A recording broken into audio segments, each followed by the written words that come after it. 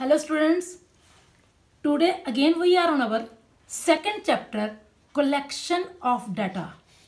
Earlier we have done the data collection methods of primary data. वो मैं आपको बाद में दोबारा से रिवाइज करवा दूंगी क्योंकि एक बार सेकेंडरी डाटा आप कर लो.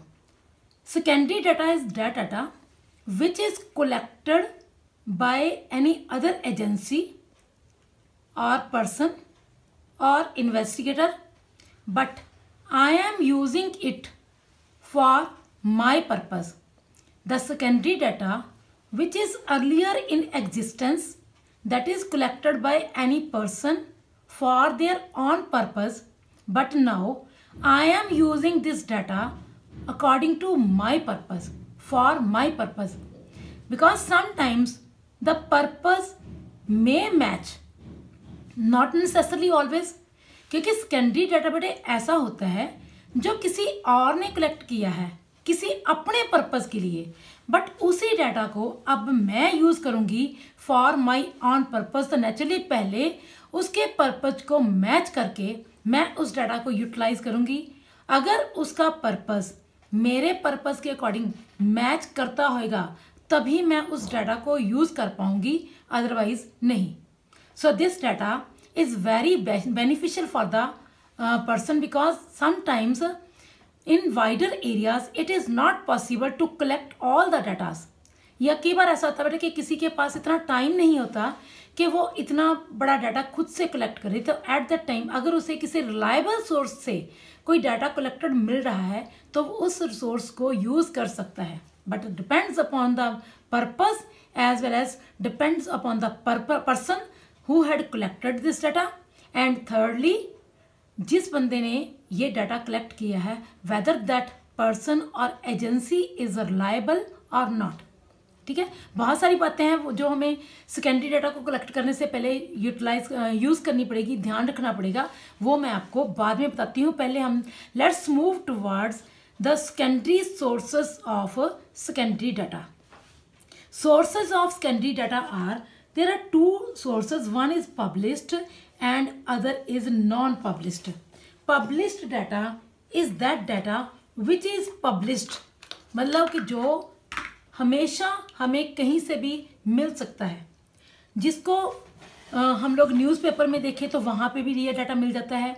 कोई वैसे न्यूज़ बुलेटिन्स न्यूज़ उसमें टीवी पे भी आ जाते हैं, मैगजीन्स में से कहीं से भी बहुत सारे सोर्सेज हैं बेटे पब्लिश्ड डाटा से रिलेटेड. जो पब्लिश्ड है सब कुछ नज़र आ रहा है, सब कुछ दिख रहे हैं. ठीक है, वहाँ से हम अपनी इंक्वायरी के अकॉर्डिंग डाटा कलेक्ट कर सकते हैं. But if we are talking about non published data, these are those datas which are not published. May be these datas are not necessary to publish in the market, या economy में publish करने की ज़रूरत ही नहीं है. और कई datas ऐसे होते हैं जिसको गवर्नमेंट सीक्रेट में रखती है, उसे हर वक्त हर एक को नहीं बताया जाता. ठीक है, there are some unpublished secondary datas. These are the collected by government और एनी ऑर्गेनाइजेशन बाय अदर्स. कोई भी इसको कलेक्ट कर सकता है. Generally these are for the use of government office use. ठीक है ना, गवर्नमेंट अपने ऑफिस रिकॉर्ड के लिए या सेल्फ यूज़ के लिए इसको कलेक्ट करते हैं, क्योंकि ऐसी न्यूमेरिकल इंफॉर्मेशंस भी हो सकती हैं, कोई भी इंफॉर्मेशन हो सकती है जिसको सबको बताना कोई ज़रूरी नहीं होता. हाँ, ऐसे सोर्सेज में से किसी टाइम पे आपको कोई इंफॉर्मेशन चाहिए तो you can go to these agencies. अगर इसमें कोई सीक्रेसी की प्रॉब्लम नहीं है, आपको बताया जा सकता है, तो यहाँ से आप अपना नॉन पब्लिश्ड सोर्सेज में से डाटा कलेक्ट कर सकते हो. Second are published datas. Published datas के लिए there are so many ways from which we can collect this data. Published sources are the very first source. ये आप बुक में देखिए बेटा. The very first source is government publications. Government publications in which central government or state government sometimes they publish the variety of statistical informations for the routine activities. ये बेटा market में newspaper में कई जगह पे इनको पब्लिश करते रहते हैं. And these datas are fairly reliable, क्योंकि हम गवर्नमेंट के ऊपर विश्वास कर सकते हैं. Publications are made according to rules and regulations made by the statical agencies. ठीक है, तो यहाँ पे सेंट्रल स्टैटिकल ऑर्गेनाइजेशंस हैं, ये जो हैं डाटा कलेक्ट करती हैं, तो नेचुरली डाटा बहुत रिलायबल होता है. यहाँ से आप डाटा कलेक्ट कर सकते हैं, जिसमें एनुअल सर्वेज ऑफ इंडस्ट्रीज भी होते हैं, एग्रीकल्चरल स्टैटिक्स भी हैं, रिपोर्ट्स रिलेटेड टू बैंक्स. ठीक है, या लेबर गजट, लेबर से related how many people are on job. RBI time to time अपने मनी से रिलेटेड या सप्लाई ऑफ मनी से रिलेटेड बहुत सारे डाटाज का बुलेटिन मार्केट में पब्लिश करते रहते हैं, टीवी पे या न्यूज़पेपर में पब्लिश्ड होते रहते हैं, तो वहाँ से ये डाटा हम बड़े इजीली कलेक्ट कर सकते हैं. Second are semi government publications. Semi government publications like municipalities या मेट्रोपॉलिटन काउंसिल्स, है ना, ये भी बहुत सारे डाटाज यहाँ टाइम टू टाइम पब्लिश करते रहते हैं. बेटे म्यूनिसिपल कमेटी जो है, यहाँ पे आप लोग डेथ रेट, बर्थ रेट, कुछ ऐसे अगर डाटाज कलेक्ट करना चाहते हैं तो then you can go to municipal corporations. वहाँ पे जाके आपको जिससे भी रिलेटेड डाटा चाहिए यहाँ से आप ले सकते हो, क्योंकि these data are nearly not published in the market but according to requirement. जैसे कई बार ऐसा होता है किसी ने कोई पासपोर्ट वगैरह बनवाना होता है, जो पहले वाले डाटाज होते थे ना, वहाँ पे सिर्फ बर्थ डेट लिखी होती थी, नाम नहीं लिखा होता था. अब जो आपने पासपोर्ट वगैरह बनवाने हैं तो वहाँ पे बर्थ सर्टिफिकेट के ऊपर आपका नाम भी लिखा होना चाहिए, आपका बर्थ डेट भी लिखा होना चाहिए, वगैरह वगैरह. These information are to be included in the old information. तो यहाँ पे आप लोग जाके अपनी इन्फॉर्मेशन गैदर भी कर सकते हो. अगर if you want to make any type of the change in the data you can proceed. The next is reports of the committees and commissions like planning commission, like बेटे जो finance commission है, बहुत सारी employment committees भी हैं जो time to time अपना employment से रिलेटेड डाटाज देती रहती हैं. या कई बार प्लानिंग कमीशन जो है, जब भी प्लानिंग न्यू प्लानिंग्स बनती हैं, 5 year plannings are going on in our country. अब नहीं है, खैर अब तो नियति आयोग बन चुका है. Earlier we were using the way of 5 year plannings. ठीक है, ये 5 ईयर प्लानिंग्स में जब भी गवर्नमेंट अपना ऑब्जेक्टिव रखती थी, what objective we have to achieve during these 5 year plannings, what are the maximum expenses which we have to do during these plannings. ठीक है, एंड टारगेट्स क्या हैं जो हमने अचीव करने हैं, वो यहाँ पे इसमें प्लानिंग कमीशन जो है टाइम टू टाइम अपने शो करते रहते हैं. यहाँ से हम डाटा कलेक्ट कर सकते हैं. अगर हमने जैसे आप जब +2 में जाओगे बेटे, वहाँ पे इंडियन इकोनॉमी आएंगी. इंडियन इकोनॉमी में दीज डाटाज हमें हर एक चैप्टर में मिलेंगे. तो ये डाटाज हम लोग कहाँ से कलेक्ट करते हैं, जो हमारे पब्लिशर्स हैं, बुक पब्लिशर्स हैं, वो ये डाटाज कहाँ से कलेक्ट करते हैं. ऑब्वियसली ये डाटा यहीं से ही कमेटीज या कमीशन से जो मतलब कि पब्लिश्ड होते हैं वहाँ से कलेक्शंस होती है. Next is publications of trade associations.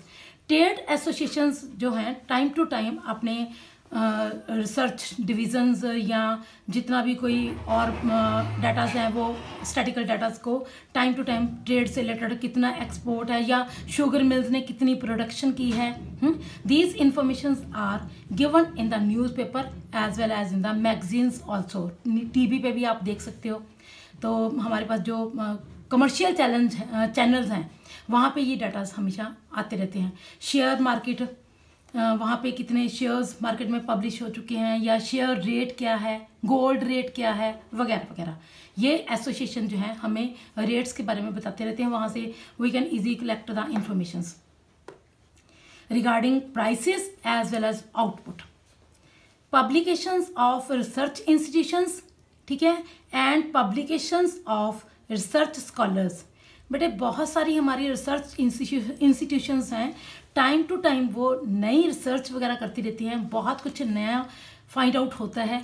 तो उससे रिलेटेड हमारे पास जो काउंसिल्स हैं, national councils of applied economic research, ठीक है, या हमारे साइंटिफिकली जो रिसर्च ऑर्गेनाइजेशंस हैं वो नए नए रिसर्च जब भी करती हैं उन रिसर्च के बारे में पब्लिकेशंस करते रहते हैं. वहाँ से हमारे रेगुलर हमें इंफॉर्मेशन मिलती रहती है कि what new things are coming in the market, या क्या नई चीज़ जो है वो रिसर्च की गई है, what innovative veg they have used for the production और एनीथिंग एल्स.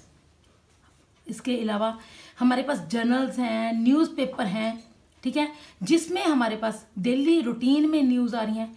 कॉमर्स से रिलेटेड अलग से न्यूज़पेपर्स हैं, ठीक है, इकोनॉमिक टाइम्स, ठीक है, और Hindustan Times, these all are the newspapers. या आप लोगों को कोई एम्प्लॉयमेंट से रिलेटेड कोई न्यूज़ गेन करनी है, एम्प्लॉयमेंट से रिलेटेड आप डाटाज देखना चाहते हो कि where you people are required, ठीक है, तो एम्प्लॉयमेंट एक्सचेंजेस जो हैं वो एम्प्लॉयमेंट न्यूज़पेपर में अपनी इंफॉर्मेशंस देती रहती हैं। The last is international publications. International publications are those publications which tells us about the data about foreign countries, या जितना भी हम लोगों ने IMF से, वर्ल्ड बैंक से, IMF मीन्स टू से इंटरनेशनल मॉनेटरी फंड, ठीक है, वर्ल्ड बैंक, यहाँ से हम लोगों ने कितना कितना लोन ले रखा है।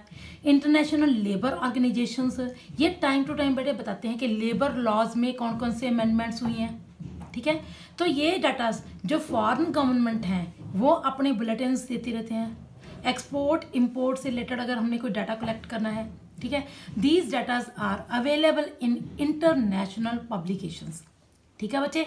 These are the sources of published data which are very beneficial for us because sometimes we are not able to collect the data, but these organizations, these publications can give us the exact data, and these data are reliable also. So it saves our time, it saves our money, it saves our labor, ठीक है। यहाँ से जो collected data है can be reliably used, बड़े आराम से use किया जा सकता है, इसमें कोई टेंशन वाली बात भी नहीं है।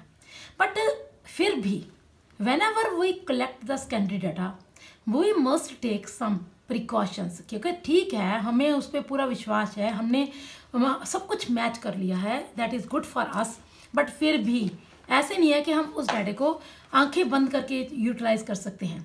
उस डाटा को यूज़ करने के लिए we have to make it sure that that data is able to fulfil our needs, that is purely for our usefulness, उसे हम प्रॉपरली यूटिलाइज कर सकते हैं। तो उसमें हमने जो बातें याद करनी है, ध्यान रखनी है, प्रिकॉशंस जो हैं, नोटेबल थिंग्स जो हैं वो कौन सी हैं। Number 1, weather the data is reliable, वो तो पहली बात है। If the agency who is collecting the data is reliable, जिसके ऊपर हम पूरा विश्वास कर सके कि इसका डाटा वाकई एग्जैक्टली रिलायबल है, ठीक है, उसे हम यूटिलाइज कर सकते हैं, then make it sure. Secondly, whether the data are suitable for the purpose of inquiry, because purpose should match with our purpose. मैंने डाटा कलेक्ट करना है related to commerce students, but the data available is not of the commerce only, that is also related to commerce, arts, medical, non-medicals. तो naturally उसमें मुझे अपना data choose करना पड़ेगा, that means उसे कॉमर्स के स्टूडेंट्स का डाटा कलेक्ट करना पड़ेगा, तो naturally so that I can make that according to my purpose of inquiry. Whether the data is adequate means उसे क्या वो जितना डाटा वहाँ पे पड़ा है, is the data enough for me. If I want to collect the data related to all the schools of Sangrur और एनी अदर सिटी, तो नेचुरली वहाँ के सब स्कूल्स का डाटा मुझे चाहिए। ये नहीं कि एक आधे स्कूल का डाटा मुझे मिल गया, बाकी स्कूल्स का डाटा मुझे नहीं मिला, तो that will not be that will not fulfil my purpose. So it should be adequate according to my purpose, according to my reason, जो मैंने एरिया लिया है उस एरिया के अकॉर्डिंग भी होना चाहिए, ठीक है। इन्हीं क्वेश्चंस के आंसर के लिए, मतलब कि in order to assess the reliability, suitability, adequacy, we must take care of the following points. One is availability of collecting organization, ability of collecting or organization. The organization who is collecting this data should be able, should be reliable, जिसके ऊपर मैं विश्वास कर सकूं, should not be partial, investigator should be experienced, impartial, ठीक है, तभी मैं उस डाटा को अपने हिसाब से यूटिलाइज कर पाऊंगी, अदरवाइज नहीं। Objective and scope, objective means उसे उनका डाटा कलेक्शन का objective and my objective both should match. If I want to collect the data related to commerce students, the data available should also be of commerce students, not of all the streams of +1 +2. I want only +1 commerce and +2 commerce. So I have to collect the data according to my purpose only. Scope. If I need the data of Sangrur city, should be of Sangrur city only, not of any other city. ये नहीं है बेटे मेरे objective के according and मेरे scope के according, मुझे उसी जगह का डाटा चाहिए जहाँ की मैंने इंक्वायरी करनी है. और next is method of collection. ठीक है बेटे, मेथड्स ऑफ कलेक्शन में हमारे पास सेंसस मेथड भी है एंड सैंपल मेथड भी है. ठीक है, we are having 2 methods. Census method जिसमें हम each and everything is under inquiry, हर एक चीज की इंक्वायरी हम करते हैं. Sample method in which inquiry is based on the few samples. तो इस हिसाब से बेटा उन्होंने डाटा कैसे कलेक्ट किया है, ठीक है, सेंसस मेथड से या सैंपल मेथड से. द नेक्स्ट, डाटा उन्होंने खुद कलेक्ट किया है या उन्होंने भी किसी और का कलेक्टेड डाटा यूज किया है. ये भी बहुत इंपॉर्टेंट है क्योंकि then that data will not be secondary data, that data will become tertiary data. ठीक है ना. तो हमें जब भी डाटा कलेक्ट करना है हमें ये भी देखना पड़ेगा कि उन्होंने कौन से मेथड से डाटा कलेक्ट किया है, क्या उन्होंने खुद से डाटा कलेक्ट किया है या उन्होंने भी किसी और का कलेक्टेड डाटा यूज किया है. These thing must be in noticeable in notice. The next is time and conditions of collection. जैसे I want the data of March 2020 but the data available is of February 2020. तो वो data मेरे किसी काम का नहीं है बिकॉज मुझे मार्च का डाटा चाहिए but the data available is of February. So it is not matching to my purpose. The next, conditions of collection of data. Condition मतलब कि जैसे अभी बेटा टाइम जो है वो कोरोना पीरियड चल रहा है. सिचुएशंस के हिसाब से अभी तो स्कूल सारे बंद हैं, कोई भी स्टूडेंट स्कूल में जा ही नहीं रहा. ठीक है. और अगर हम फरवरी की बात करें उस टाइम पे हमारे जो सारे स्कूल थे फुल फ्लेज ओपन थे, वहाँ पे स्टूडेंट्स की काउंटिंग बहुत ज़्यादा थी, कंप्लीट स्टूडेंट स्कूल लगे हुए थे. तो वहाँ उस टाइम को आज के टाइम के साथ अगर हम मैच करें तो ये बिल्कुल आपस में मैच नहीं करेंगे. कहीं जो डाटा इन्वेस्टिगेटर ने कलेक्ट किया है उस टाइम पे वॉर टाइम था बट नाउ पीस टाइम है, तो ये भी नहीं आपस में मैच करेगा. So situation should also match, condition should also match with the data collection. Definition of the unit. One should make sure that the units of the measurement used in the initial collection of the data are same as adopted in the present study. Units मतलब कि differ नहीं होना चाहिए. If I want the data in tons, I have to convert the data. If the data is in kgs, then I have to convert that in tons. So units जो हैं, if that data is in lakhs but I need in crores, तो ये units भी हमें match बिठाने पड़ेंगे, तब हम उस डाटा को यूटिलाइज मॉडिफाई करके हम यूज़ करेंगे बेटे उसको. ठीक है. Accuracy is the first thing because accuracy is the first weapon in the hands of investigators. क्योंकि एक्यूरेसी जब तक उसमें नहीं है वो डाटा कभी भी हमें राइट सोल्यूशन नहीं दे पाएगा. अगर मैं चाहती हूँ कि मेरी जो कैलकुलेशंस हैं, जो कलेक्शन ऑफ डाटा है वो एक्यूरेट हो, तो उसके लिए accuracy in collection of the data is must, whether that data is collected by me और that data is collected by anyone else. तो भी मुझे वहाँ पे अगर मैंने किसी और का कलेक्टेड डाटा यूज़ किया है, I am using the secondary data, तो भी I will check the accuracy of the data which is collected by the that agency. So accuracy is must because all the results depends upon the correctly collected data. So it is must, we have to check all the things. So these are the precautions which we have to take before using the secondary data.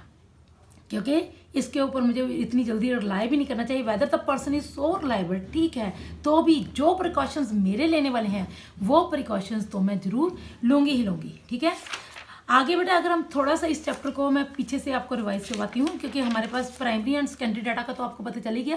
Primary data which is collected by me and secondary data which is collected by anyone else, but I can use it before making it according to myself. ठीक है, according to my purpose. And in primary data collection में हमारे पास कुछ methods थे, जिसमें हमारे पास था direct personal investigation method, जिसमें I will personally go to the informant, I will collect the information from the informant, और ये फर्स्ट हैंड डाटा होएगा क्योंकि I am going to by myself to collect this data. So will be more reliable, will be more unbiased, क्योंकि मैंने collect किया है. और जितनी मुझे एरिया कवर करना है, जो भी information I want to collect, I will collect it properly. So मेरे पास जो एक्यूरेट इंफॉर्मेशन आएंगी. The second is indirect oral investigation. Here instead of myself going to the informant, I can go to the witness, I can go to that person who can give me proper information regarding informant. और वो witness जो है वो person होना चाहिए जो मुझे informants के रिलेटेड हर एक इन्फॉर्मेशन प्रॉपर तरीके से दे सके. क्योंकि यहाँ पे कई बार ऐसा होता है कि जो इन्फॉर्मेंट होता है वो कई बार इग्नोरेंट होता है, जो उसे सारी सिचुएशंस का पता ही नहीं होता है ना. तो इन जो विटनेस है, जो उससे रिलेटेड कोई पर्सन है, उसका रिलेटिव है, जैसे स्टूडेंट्स हैं, उनके पेरेंट्स हो गए, स्कूल में स्टूडेंट्स के जो प्रिंसिपल हैं, वे can give me the proper information. ये मेथड बढ़िया है. जो एक्सपर्ट है वहाँ से मैं सारी इन्फॉर्मेशन गेन कर सकती हूँ, टाइम कम लगेगा, बाइजनेस के चांसेस कम है ना. सो नेक्स्ट था इंफॉर्मेशन फ्रॉम लोकल सोर्सेज. यहाँ पे और correspondents, I can depute some reporters, I can depute some correspondent person जो उसी इलाके के, उसी जगह के. लोकल सोर्सेज इसीलिए कहा गया बेटा, जो उस एरिया के लोग हैं उनको मैं डिप्यूट कर सकती हूँ. वो वहाँ की सारी इन्फॉर्मेशन मुझे कलेक्ट करके दे देंगे. ठीक है ना. इसमें मुझे ये है कि कई बार ऐसा था कि कॉन्टीन्यूस इन्फॉर्मेशन की जरूरत है और it is not possible for the investigator to go each and every place. So he can appoint, और ही और she can appoint a local reporter और कॉरस्पॉन्डेंट, ताकि वो सारी इन्फॉर्मेशन कलेक्ट करके दे सके. इससे भी फटाफट से इन्फॉर्मेशन सारी हमारे पास गैदर हो जाएंगी, है ना. ये मैंने सारा आपको बेटे पहले सारा डिटेल में करवाया भी हुआ है. The next method is mailing method. Mailing method में ये है कि हम लोग क्या करते हैं, एक क्वेश्चनेयर तैयार करते हैं. क्वेश्चनेयर एंड शेड्यूल, ये दोनों में डिफरेंस है. बिकॉज द क्वेश्चनेयर, अगर आप जो इन्फॉर्मेंट है वो खुद अगर सारे आंसर मुझे भर के देगा, that is known as the questionnaire.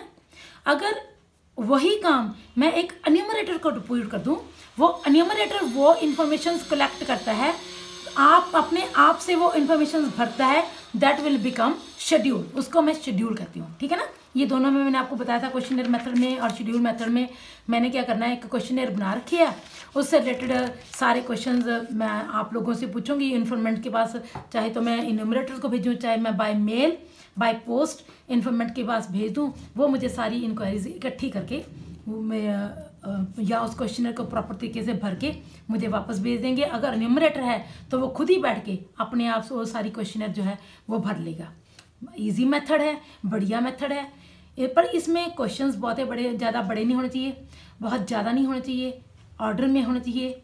Undesirable question मत पूछो, किसी को हर्टिंग क्वेश्चन ना पूछो, है ना, जिससे किसी को कोई हेजिटेशन हो आंसर देने में. ऐसे आंसर नहीं होने चाहिए. बाकायदा इंस्ट्रक्शंस पास करो भी आप लोगों ने इसके आंसर ऐसे ऐसे देने हैं.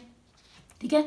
और आई can make the cross verification also, क्योंकि एक ही आंसर जो कई लोगों ने दिया है उसको मैं आपस में कोरिलेट कर सकती हूँ, उसको कंपेयर करके मैं किसी इंटरप्रिटेशन पे पहुंच सकती हूँ कि whether the answer is accurate या वहाँ पे कोई प्रॉब्लम है। ये आपका बेटा पूरा चैप्टर है कलेक्शन ऑफ द डाटा।